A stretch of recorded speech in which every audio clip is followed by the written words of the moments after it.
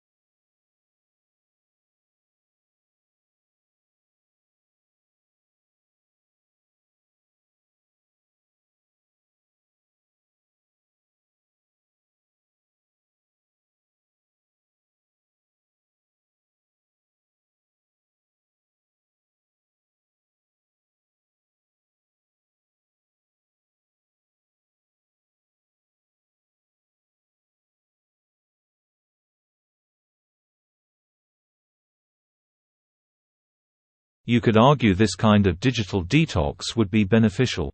We take our eyes off our screens, then strike up real-life conversations with each other. We've discovered that our smartphones can actually make phone calls. We bring back fax machines and start making notes by hand. Well, maybe not fax machines and hey, we'd still have TV to entertain us. The world would not fall apart. In fact, with almost 4 billion people having no access to the Internet worldwide, half of humanity wouldn't notice a difference in the short term. But not you, mighty Internet user. You would notice right away. If the Internet suddenly flatlined, social media users would start calling each other on the phone, overloading the working telecommunication systems, unless cell phone towers and telephone lines were also shut down. Then you'd go back to writing letters and sending them via post. Forget about wireless file transfers with no Wi-Fi. You'd have to use a physical cable to connect to computers or a CD. Remember this. Now think about the economy with financial data generally stored on a server. Banking services largely depend on the Internet. Each transfers would be impossible. Your credit card and debit card would become a useless piece of plastic.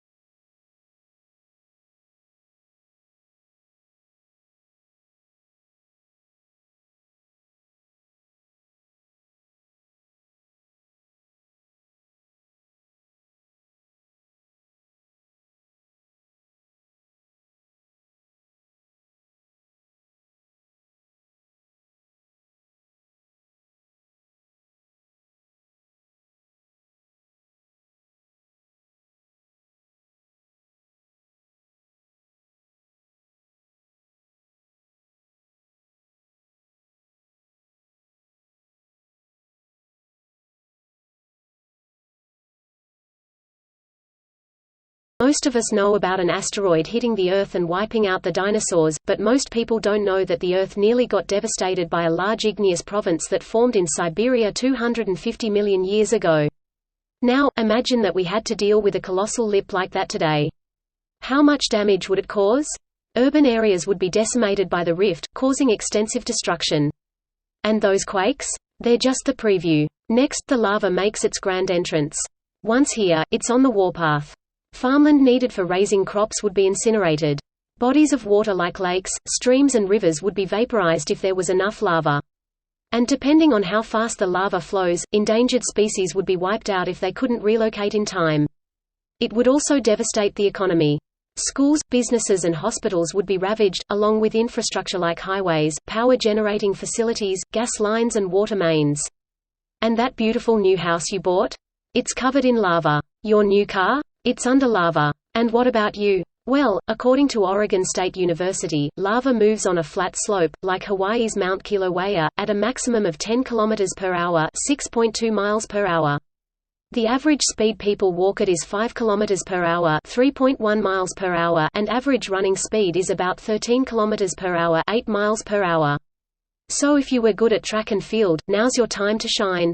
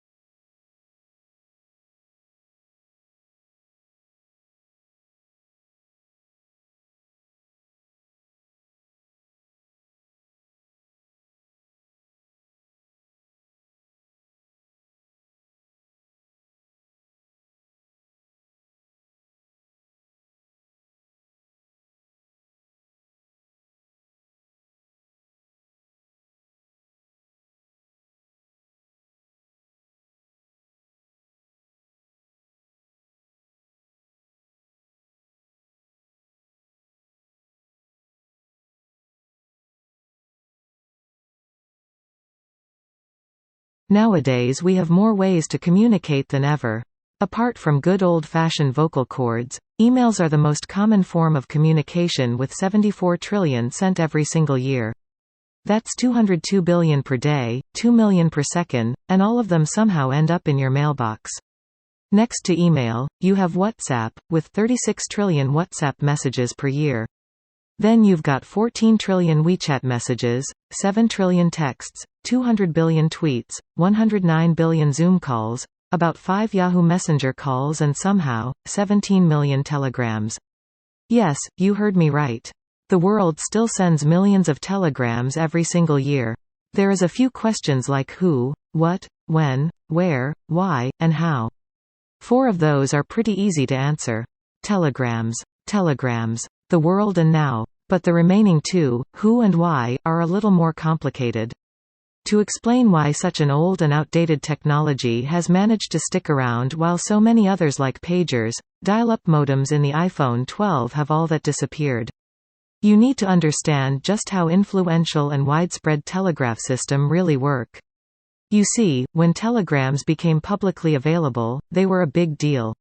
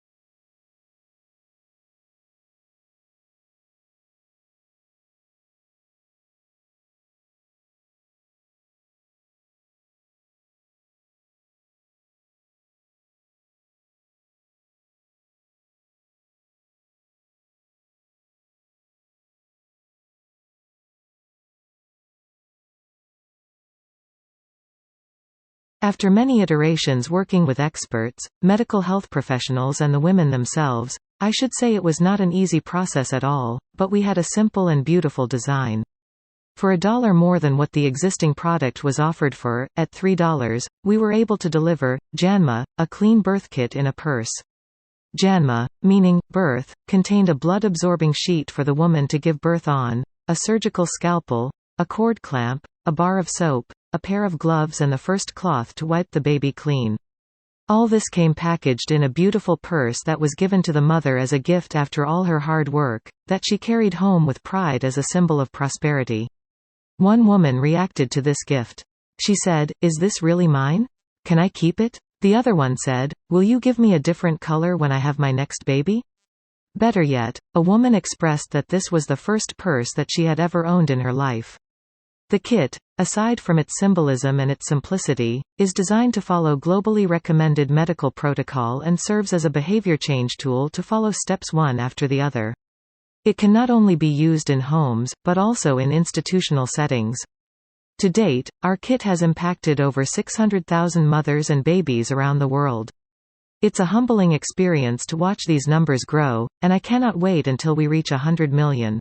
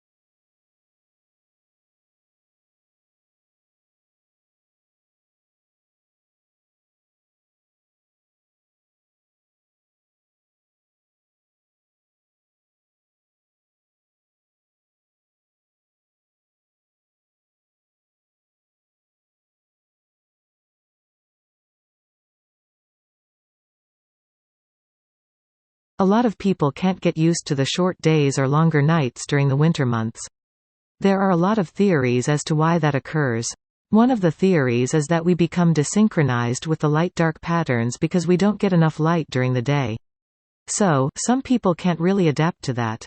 So they start having feelings like depression, withdrawal, carbohydrate craving, weight gain. And that typically goes away during the summer months. So that's really what characterizes what we call seasonal affective disorder known as winter blues. I think there are huge individual differences, but we know of studies where it appears that maybe 20 minutes of daily dosage of strong light is enough. And then we're talking about a light that resemble a daylight or an outdoor exposure. And this light dosage should be presented during morning hours. There's a couple of things that can be done. First of all, obviously go outdoor during the day. If you can, spend 1 to 2 hours outside. If you can't do that, sit by a window. But don't sit against the window. Sit facing the window because that's where you want to get the light. You want the light at the eye. And the third option is to increase the amount of light that you have around you. So if you're going to sit at a desk and work from home, add table lamps, add lamps around your computer screen. Add something that would increase that amount of light at the eye.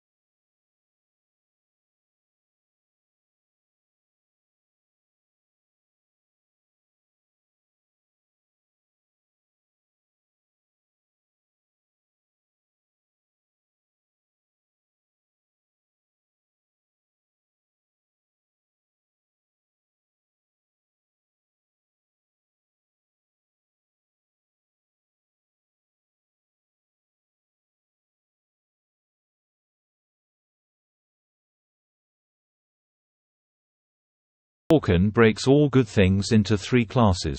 The first kinds we desire for their own sake, like the experience of harmless pleasure. The second we want only for the value they bring, though they may be onerous, like exercise or medicine. The third class comprises things we desire for their own sake and the value they offer, like knowledge and health. Dawkins argues that justice belongs to the second class of good. It's a burden that nevertheless brings rewards. The only reason anyone conducts themselves virtuously, he reasons, is due to external influences. So it's appearing, not actually being, virtuous that matters. Socrates, as written by Plato, disagrees, countering that justice belongs to the third class of good, offering both extrinsic and intrinsic benefits. Socrates argues that the human soul has three parts: reason, spirit, and appetite. Reason guides an individual to truth and knowledge, and is influenced by either spirit or appetite. Spirit is righteous, ambitious, and the source of bold action, while appetite consists of baser, bodily desires. To Socrates, the philosopher is led by reason, and their spirit keeps their appetite in check, making them the most just and the happiest. Even without consequences for self-serving wrongdoings, they wouldn't commit them. Meanwhile, the tyrant succumbs to appetite and acts unjustly.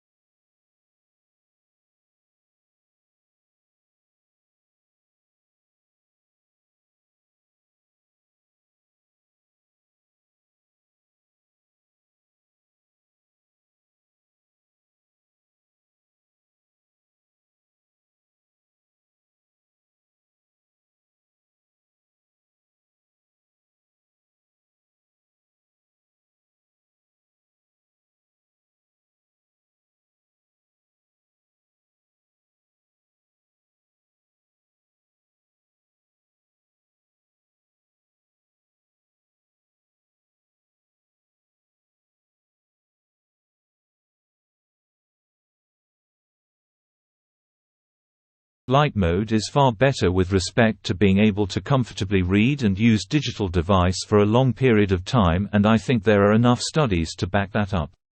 There are indeed a bunch of studies to back this up. The consensus is that our eyes are roughly 26% worse at reading when it comes to dark mode. The biggest scientific factors for this are focus, light scatter, and contrast. Let's use a camera lens to explain the first one. Focusing is largely affected by how much light is coming into our eyes and how we focus that light. If a lot of light is coming in, like when using light modes, eye pupils contract, allowing less light in, creating a wide depth of field, meaning everything is in focus. If this is inverted, less light coming in, that causes our pupils to dilate, and that creates a shallower plane of focus, meaning our eyes have to put more efforts into focusing on individual objects. When it comes to reading, you want everything to be in focus. You need that light background for the pupil to work appropriately to minimize amount of light coming in. It also increases your depth of the focus, the eye just works better more comfortably.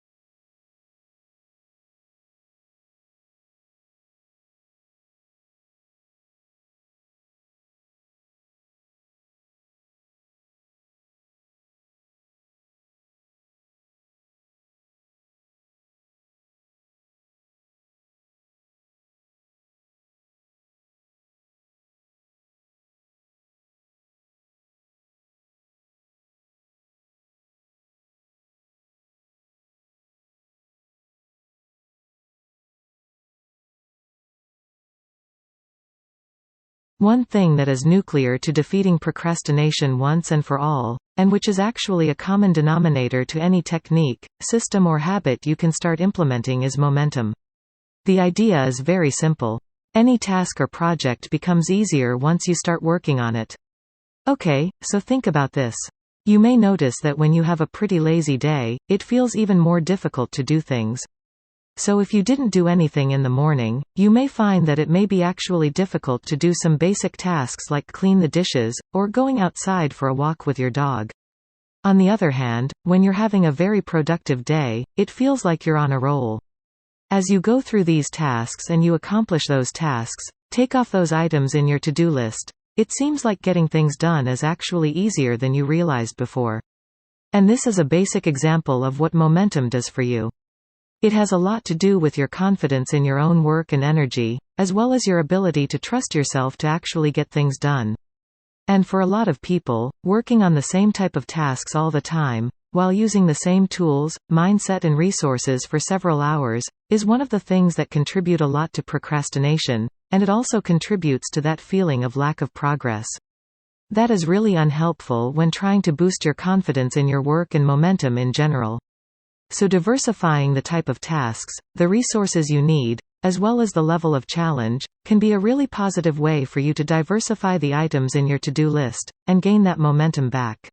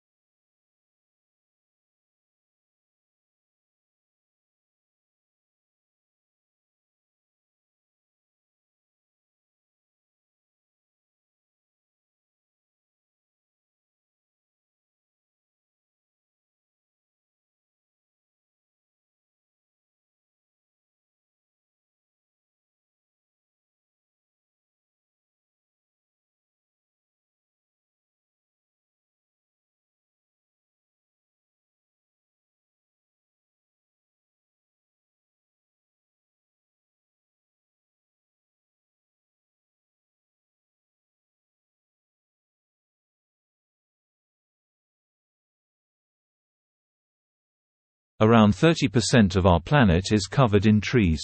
Trees are majestic, help biodiversity and can reduce climate change. But we're cutting them down at an alarming rate. Since the start of human civilization, it's estimated that we've cut down almost half the trees on Earth. So, what would happen if all of us, and that's all 7.7 billion of us, planted a tree? Well, there might be 7.7 billion of us, but it's estimated there are currently over 3 trillion trees on the planet. 7.7 billion more trees would be a valuable step forward. But we'd need to go further to make a really substantial difference to the environment.